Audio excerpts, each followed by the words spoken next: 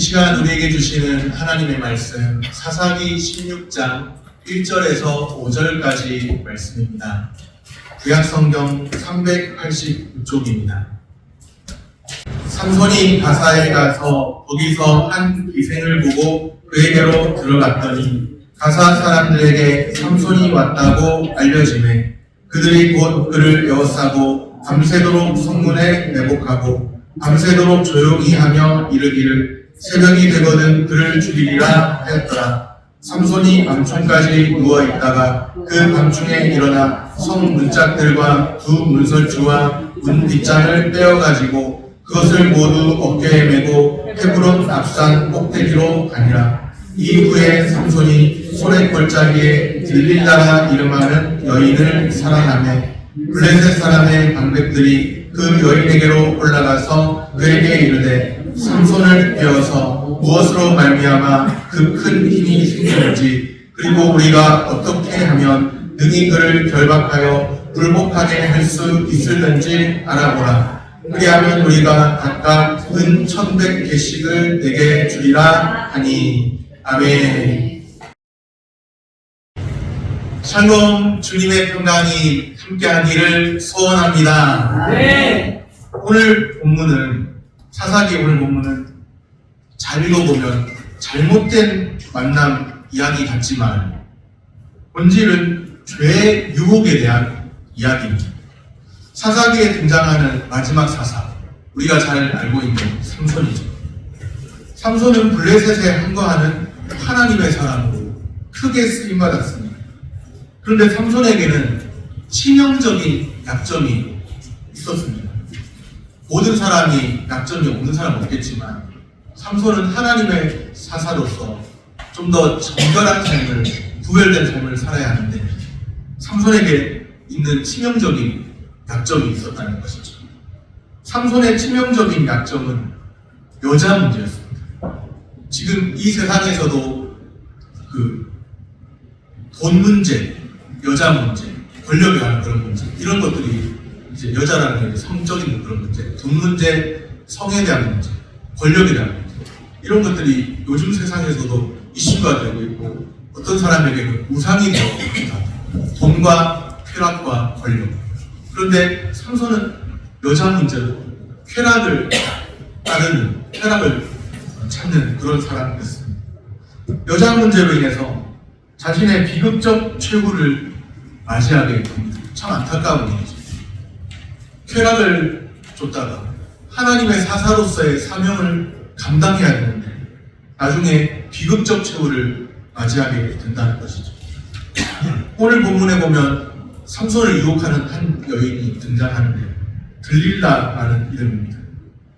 삼손이 들릴라의 유혹을 넘어서지 못하고 사명을 제대로 감당하지 못하는 거예요. 오늘 우리 삶에도 이런 유혹하는 들릴라가 있지 않을까요? 사사기 14장 15장에 들릴라 이전에 삼손이 만났던 여인이 있는데 딥나의 여인입니다. 마치 영화 제목 같아요. 딥나의 여인. 예전에 파리의 여인? 뭐 그런 제목이 있었던 것 같은데 딥나의 여인이 나옵니다. 사사기 14장 15장. 딥나에 사는 블레셋 여인이었죠. 이스라엘 사람이 아니었고 블레셋 여인이었습니다. 삼손이 그 블레셋 여인을 사랑했어요. 사랑해서 결혼까지도 했습니다. 사사기 14장 15절에 삼손의 아내라는 표현이 나오고 있거든요. 블레셋 여인을 사랑해서 종족을 넘어서서, 민족을 넘어서서 결혼까지 한 거예요. 사사기 15장 6절에 보면 블레셋 사람들이 삼손이 사랑했던 그 여인을 그의 아버지와 함께 불살라 죽이는 장면이 나옵니다. 이후에도 삼손이 또 사랑했던 여인들이 있습니다. 오늘 본문 사사기 16장 1절입니다. 삼손이 가사에 가서 거기서 한 기생을 보고 그에게로 들어갔더니, 가사도 블레셋의 한 지역인데 가사에서 한 기생을 보고 기생을 구하죠. 삼손이 블레셋의 도시 가사로 내려갔습니다. 삼손이 만난 그 기생, 블레셋 여인인데, 기생은 매춘하는 여인, 가늠하는 여인을 뜻하죠. 삼손은 가사의 한 여인을 보고 정욕의 올가미에 사로잡혔습니다. 원래 삼손은 나실인입니다. 하나님께서 구별하신 나실인이죠. 구별된 하나님의 사람이라 태어날 때부터 구별된 하나님의 사람으로서 해서는 안 될 일들도 있는데, 그런데 그런 삼손이 기생을 보고 그에게로 들어갔죠. 음란한 관계를 범하는 죄를 지었습니다. 죄의 유혹을 이기기가 참 쉽지 않은 것 같아요. 죄의 유혹은 마치 늪과도 같습니다. 죄의 늪에서 헤매는 모습입니다. 그 여인의 집으로 들어갔다가 블레셋 사람들의 포로가 될 뻔했죠. 블레셋 여인을 이전에도 사랑했는데 또 블레셋 한 여인을 사랑하고 그 여인에게 빠져서 그 집에 들어갔다가 위기를 만났어요. 다 잡힐 뻔했습니다. 블레셋 사람들이. 그래도 다행인 거는 하나님께서 아직은 삼손을 떠나지 않으셨어요. 죄의 유혹에 넘어지는 삼손인데 하나님께서 떠나지 않으셨습니다. 초인적인 능력을 발휘해서 가사의 성문을 헤브론 앞산 꼭대기까지 옮깁니다. 초인적인 능력. 하나님께서 함께 하셔서 괴력이 생겨서 그렇게 한 것이죠.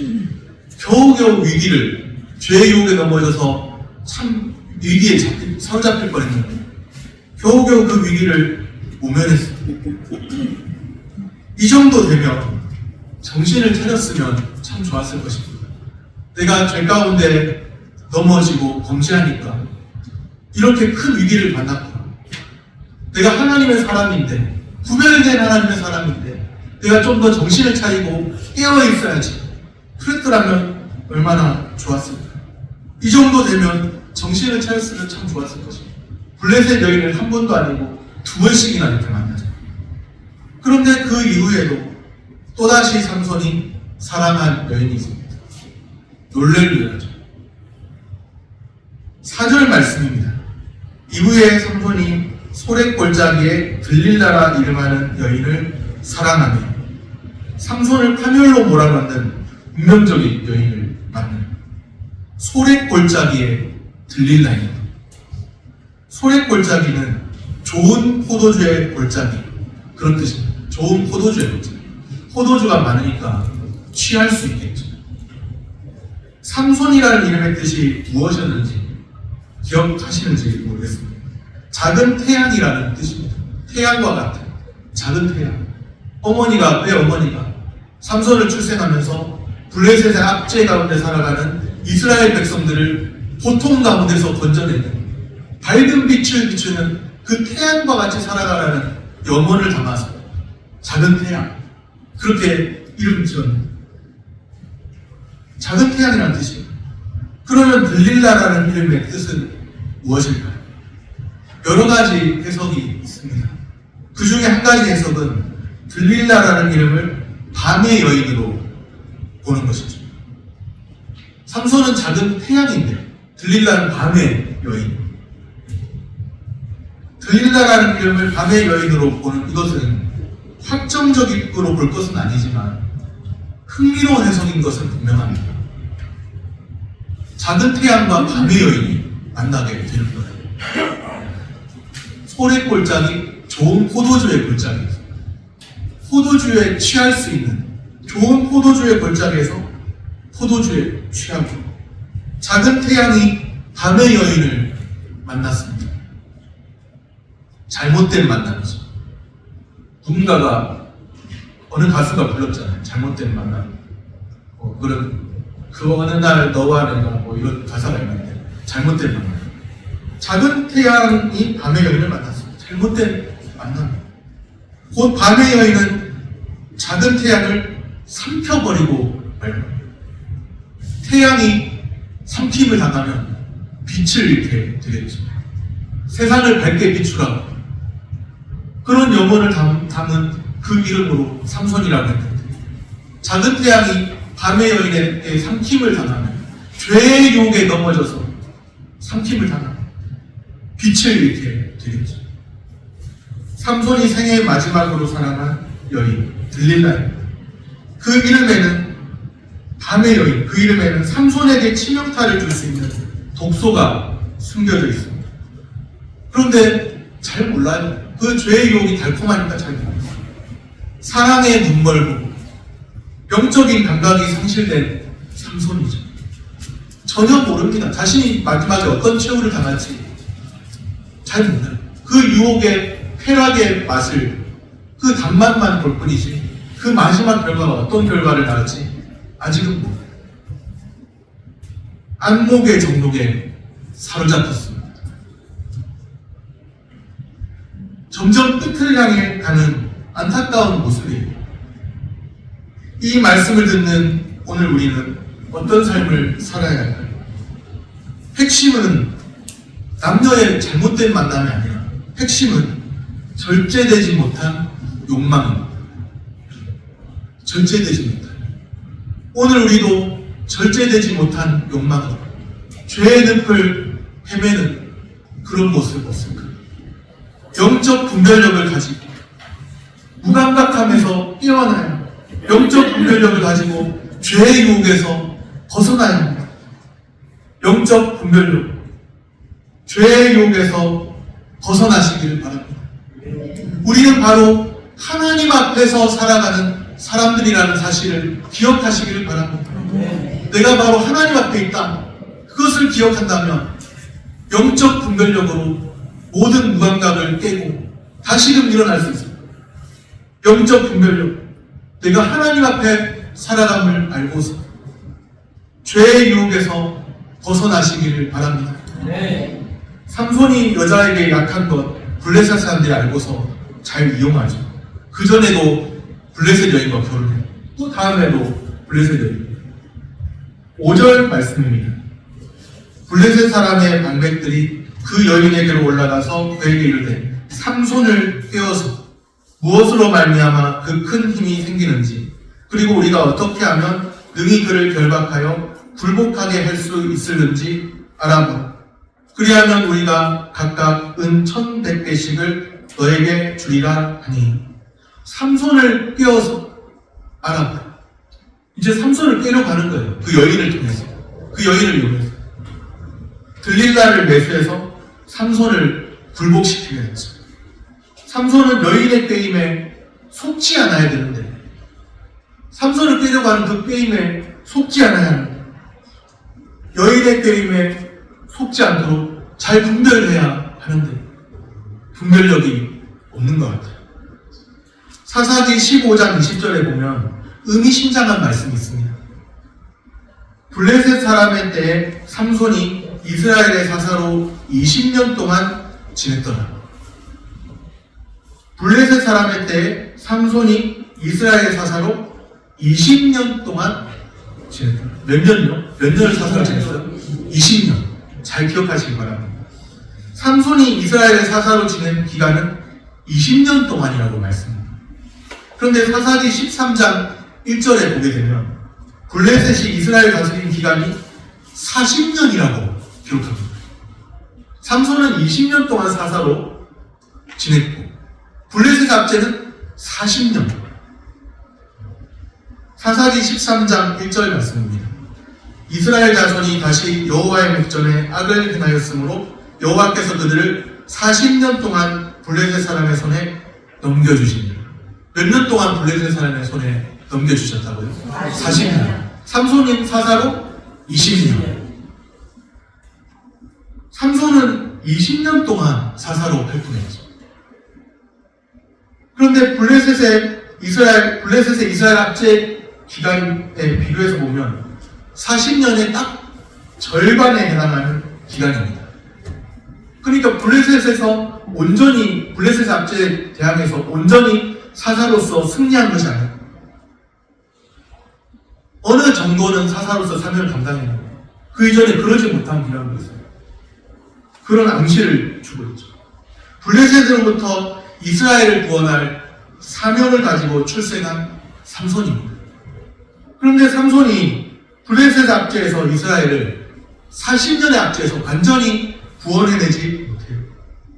하나님은 삼손을 통해서 구원을 시작하게 하셨습니다. 사사기 13장 5절에 보면 하나님께서 삼손을 통해서 이스라엘을 압제하는 블레셋의 손에서 구원을 시작하게 하셨습니다. 그런데 삼손은 자신의 약점, 곧 절제되지 못한 욕망을 극복하지 못했죠. 그의 사명을 온전히 드러내는 도구가 되지 못했습니다. 하나님의 사사로 부름받아서 하나님의 도구가 되어서 그의 사명을 온전히 드러내야 하는데 절제되지 못한 욕망, 극복하지 못한 그러한 것들로 인해서 자신의 사명을, 하나님께 받은 자신의 사명을 온전히 드러내는 도구가 되지 못했다는 안타까운 말씀입니다. 어느 구약학자는 삼손을 성적 욕망에 지배된 사상, 그렇게 평가합니다. 일생을 여자 문제로 시간을 허비했어요. 하나님의 부르심을 받아서 나의 사명이 무엇인가? 하나님께서 왜 나를 부르셨을까? 나를 부르신 하나님의 부르심에 내가 어떻게 응답해야 할까? 그렇게 마음을 다잡았으면 좋았을 텐데 자신의 쾌락을 쫓아 산 거예요. 하나님의 사랑인데 자신의 쾌락을 쫓아 죄의 늪에 빠져 산 거예요.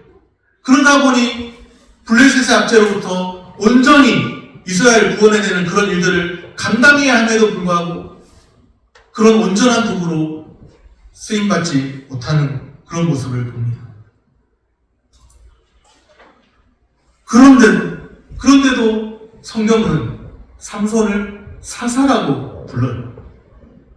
삼손을 사사라고 말씀하신 은혜입니다.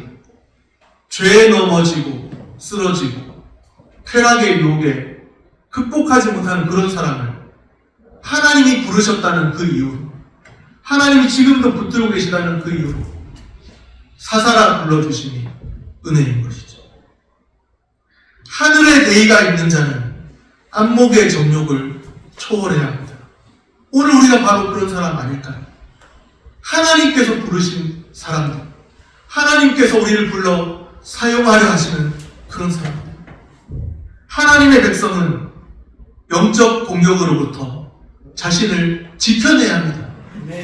다른 사람들 건져내는 것도 너무나 중요하지만 이 마지막 시대를 살면서 나 자신의 신앙생활을 잘 감당하는 것, 그것도 유지 못하는 사람이 너무나 많아요. 며칠 전에도 참 안타까운 이야기지만 얼마 전에도 어느 유명한 대형교회 목사님이 뉴스에 오르락내리락하고 그래서 사임하는 사건까지 발생했죠. 뭐 상스러운 욕을 막 했다고 그런 이야기가 들려오는데, 하나님의 백성, 다른 사람들 하나님께 돌이키는 축복의 통로로 당연히 사용되어야 하지만 나 자신을 죄의 늪에 빠지지 않도록 영적 공격으로부터 지켜내야 합니다. 유혹에 빠질 만한 상황, 환경을 만들지 말아야 합니다. 자신을 지켜내려면, 이 마지막 시대에 자신을 지켜내려면 어떻게 해야 할까요? 말씀과 기도로 무장하는 것 외에 다른 방법이 없어요. 깨어있는 것 외에 다른 방법이 없어요. 계속해서 나 자신이 죄의 유혹에 넘어질 때 있지만 다시금 하나님의 말씀 앞에 나 자신을 돌이키고 기도하면서 하나님 아버지의 마음을 대면하고 그러면서 다시 깨어나서 다시금 돌이켜야 합니다. 말씀과 기도로 무장하는 겁니다. 영적인 무장은 다른 방법이 없습니다. 우리가 주일에 예배드리고 그 이후에 수요 예배, 금요기도, 새벽기도 이렇게 계속해서 많은 예배와 집회를 갖는 이유가 뭘까요? 계속해서 우리 자신이 세상에 많이 노출되어 있는데 다시금 깨어나기 위함, 다시금 하나님 말씀을 듣고 기도하면서 다시금 영적 무장을 하기 위해서입니다. 세상에서 너무나 많은 소리를 듣고 세상에서 너무나 많은 유혹이 밀려오고 일주일에 한 번 예배드리는데 6일 동안은 세상의 유혹 속에 노출돼서 살아가잖아요. 많은 사람들이 가는 길을 보게 됩니다. 돈에 넘어지고 쾌락을 쫓고 권력을 따르는 사람, 인생의 재미라고 생각하는 그런 것을 추구하며 사는 많은 사람들의 그 가치관을 접하게 되지 않습니까?